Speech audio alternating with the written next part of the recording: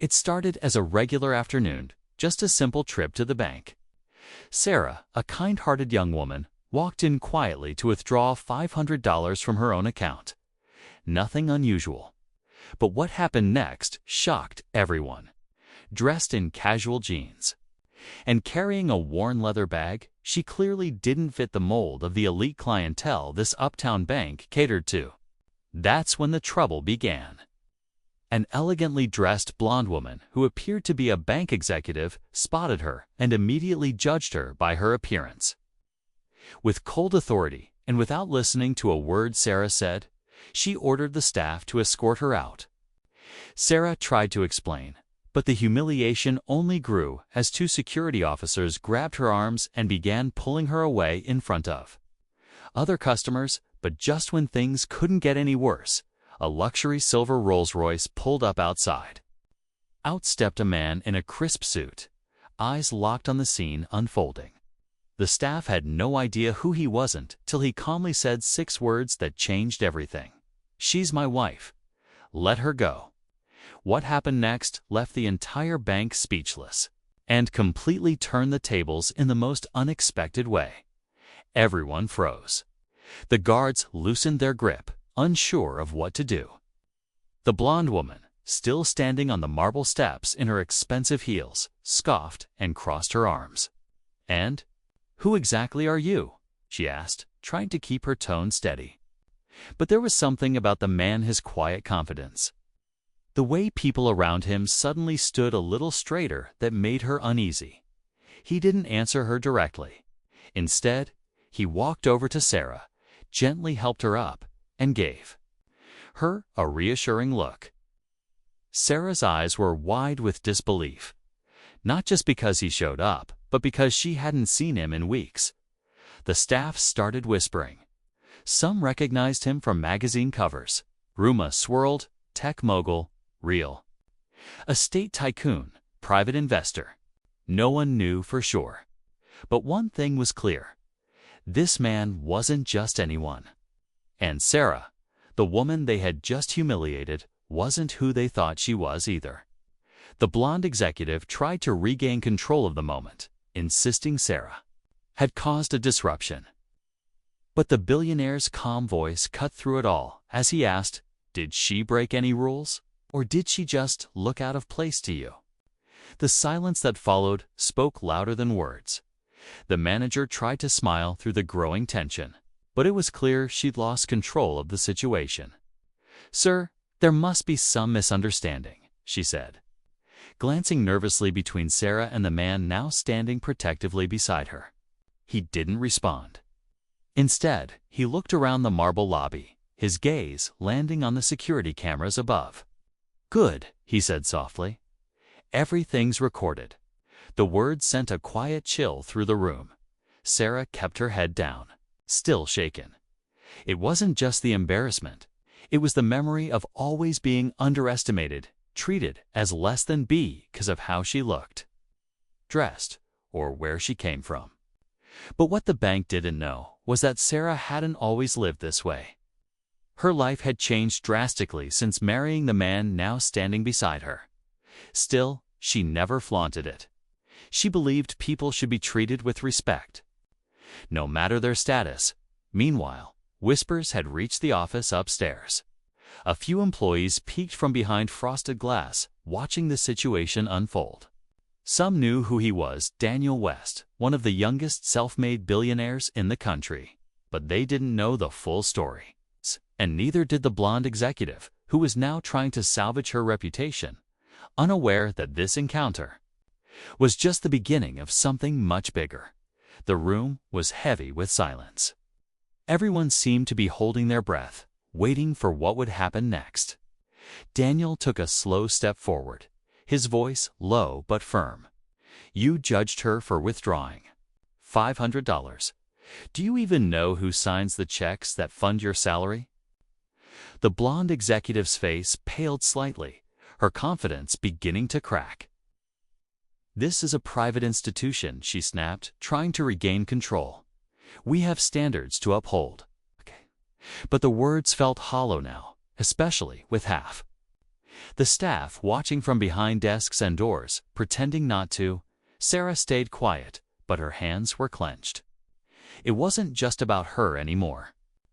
This wasn't the first time she had seen others treated unfairly, hear people dismissed because they didn't look wealthy enough, talked the wrong way, or asked too many questions. She had kept her head down before, but this time, it was different. This time, Daniel was here. And the truth was unraveling. Then someone from the upper floor hurried down, a senior bank director. He walked straight past the executive without a word, stopping only when he stood in front of Daniel. "Mr. West," he said carefully, "we weren't expecting you today." But Daniel didn't even look at him. His eyes were locked on the woman who had started it all. Everyone could feel it the moment before the storm, just as the tension reached its peak. The bank director leaned in and whispered something into Daniel's ear. His expression shifted just slightly, but enough for Sarah to notice. He straightened up, his calm demeanor sharpening. "Is that so?" he asked quietly, his voice colder now. The director nodded, glancing nervously at the executive still frozen on the steps. Sarah looked between them, confused. "What is it?" she asked. Daniel hesitated for a moment before speaking, just loud enough for everyone to hear. "This wasn't a mistake," he said. "They flagged your account yesterday. Someone inside the bank reported it as suspicious. That's why they were watching you." A ripple of shock moved through the lobby. The executive's face went from pale to red, but she said nothing. The staff looked at each other, now realizing there was more going on than just an unfair ejection. Sarah's withdrawal wasn't random, it had been targeted. But why? Daniel turned toward the director. "I want the name of whoever authorized that report. Now." The director hesitated, then motioned for Daniel to follow him. Sarah started to walk, but Daniel stopped her gently. "No, stay here," he said.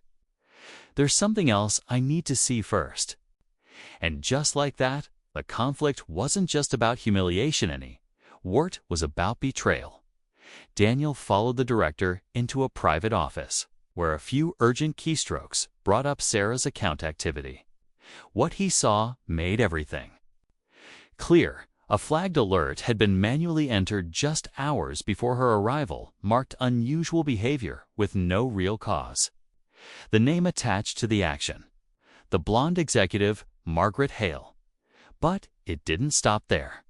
Digging deeper, Daniel found a string of similar entries, other customers quietly profiled and harassed, most of them from working-class backgrounds.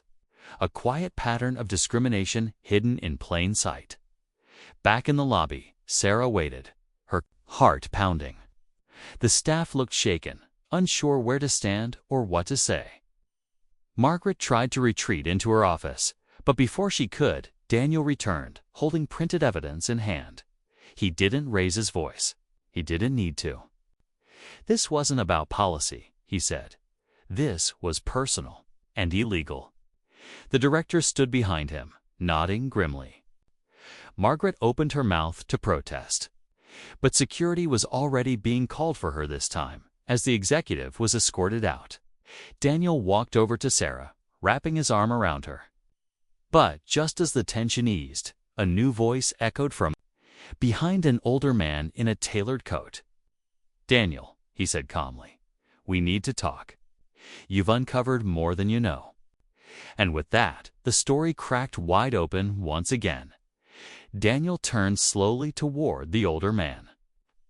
Recognizing him instantly, Mr. Bennett, a retired founding partner of the bank. His presence alone shifted the energy in the room. Calm but firm. He walked up and glanced at the printed records in Daniel's hand. "I've been investigating this from the shadows," he said quietly. "You just confirmed what I suspected." Together, they exposed not just Margaret's bias, but a quiet culture of profiling that had gone unchecked for too long.